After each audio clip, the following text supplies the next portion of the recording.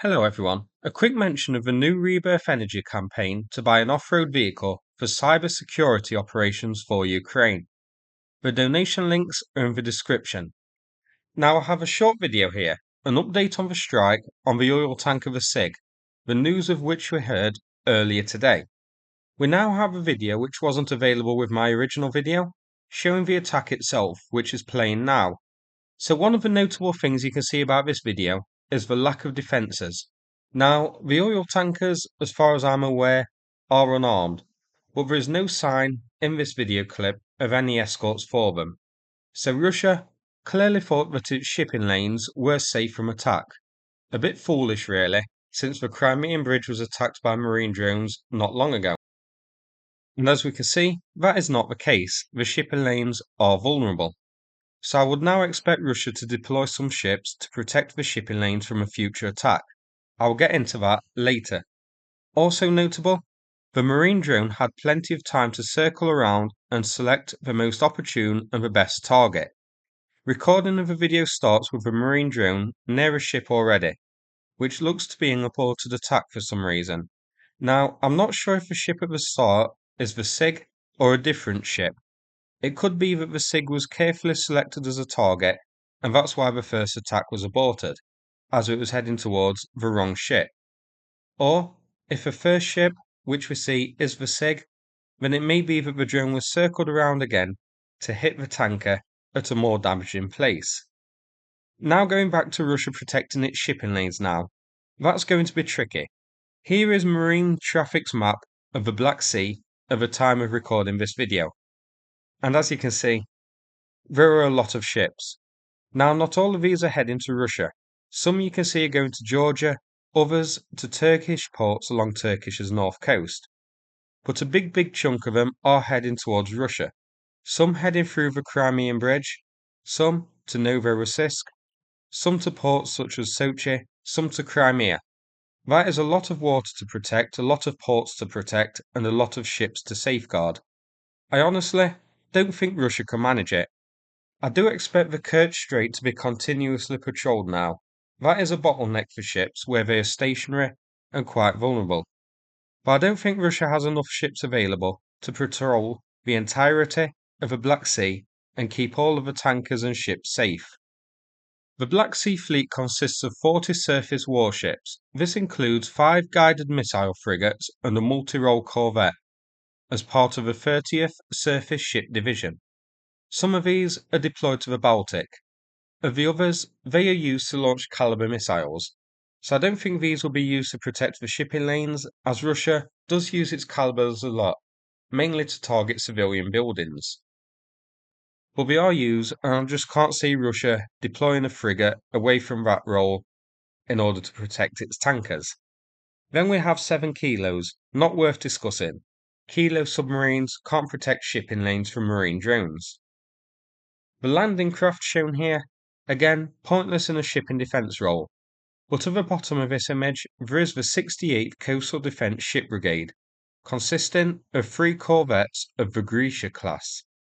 The Grisha, an image of which is shown on screen now, is originally designed for an anti-submarine role, but it is armed with a twin 57mm gun, which could be used against marine drones. So these could possibly be used to protect the shipping lanes. Not their ideal role, but as a makeshift measure, these could take some of the slack and could definitely carry out a protection of these ships. Next up, the minesweepers and the anti-sabotage squadron. Now, while the minesweepers weren't designed with a defensive role, they could actually carry it out, at least close to the shore.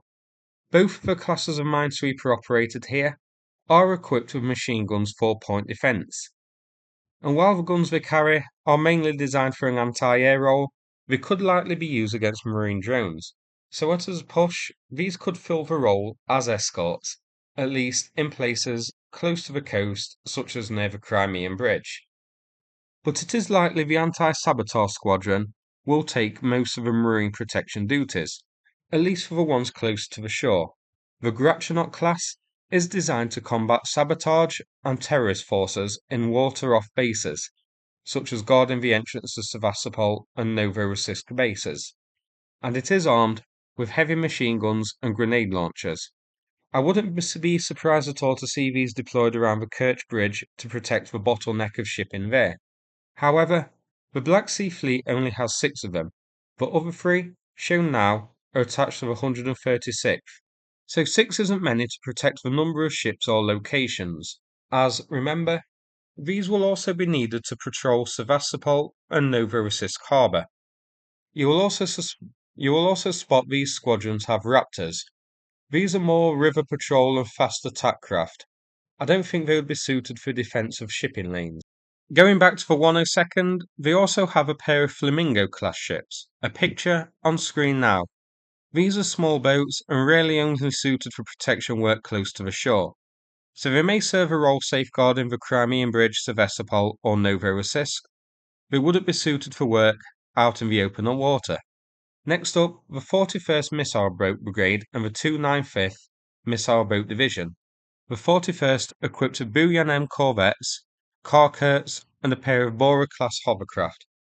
The main one of note here is the Buyan-M, which is quite interesting. An image is on screen now. These are equipped with a 100mm naval gun and a pair of KPV machine guns as well as a grenade launcher. So these could definitely be used to protect the shipping lanes and likely will be. These are deep sea vessels too. What's interesting though is that these are also used for launching calibers towards Ukraine. So it's very possible we may see some of Russia's Buyan-M ships diverted from a caliber launching role because of the need to protect the shipping lanes, which may mean fewer calibers launched at Ukraine itself. The Bora, shown here, also capable of securing the shipping lanes, but there are only 2 of them in service. As is the Karakurt class shown here, but only 1 is in service, the other undergoing trials. So I definitely think a bulk of the shipping lane protection may rely on the Buyan-M corvettes, diverting them away from caliber. The last 3 relevant divisions are here. The 295th equipped with Tarantuls, the Novorossiysk Coastal Defence Brigade equipped with Grishas and Project 22160s, and the Minesweeper Division.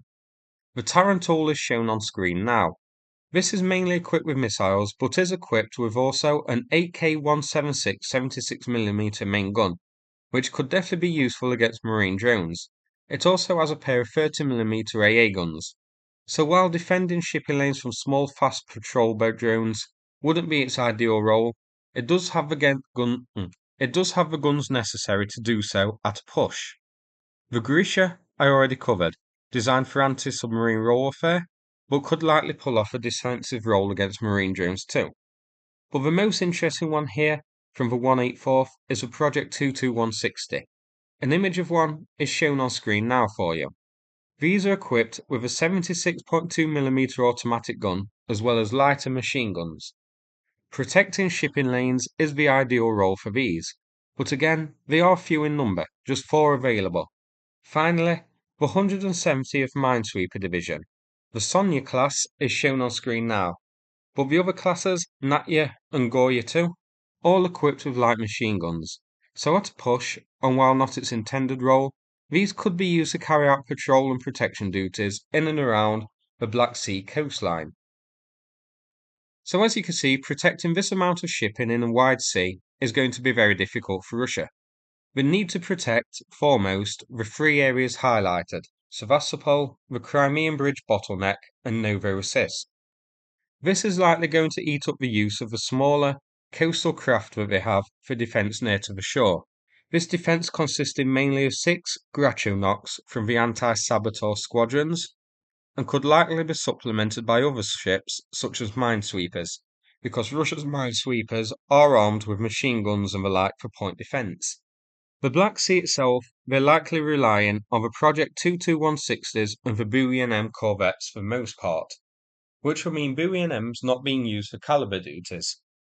And again, this is a wide area of sea for a relatively small number of corvettes. So the shipping lanes are going to be vulnerable. Additionally, Russia will also need to protect its frigates when they're launching caliber missiles, as they are not launched from the port, they leave Sevastopol, head to the open waters, and then launch the frigates. So that will likely also tie up some of the larger patrol craft. So despite being a pretty sizable fleet, Russia doesn't have too many ships capable of patrolling such a large expanse of ocean and keeping it secure from small, fast-moving, difficult-to-spot marine drones, especially with the need to protect the Crimean Bridge and the Kerch Strait, Sevastopol Harbour, and Novorossiysk. The larger frigates are tied down with caliber duties, and they may end up bringing in other ships out of their intended role to supplement the coastal defence and patrol vessels. So the shipping is definitely vulnerable. I would be very surprised if this is the only tanker or supply ship hit by Ukraine during the war. Not to mention, the Kerch Bridge bottleneck is where many of the ships are going to be vulnerable. It will be difficult to patrol that with the marine drones ending up in and amongst the ships bogged down there. So that's it for this video. I hope you found it interesting. If so, please click like and subscribe. I'd appreciate it. Thanks again, and take care everybody.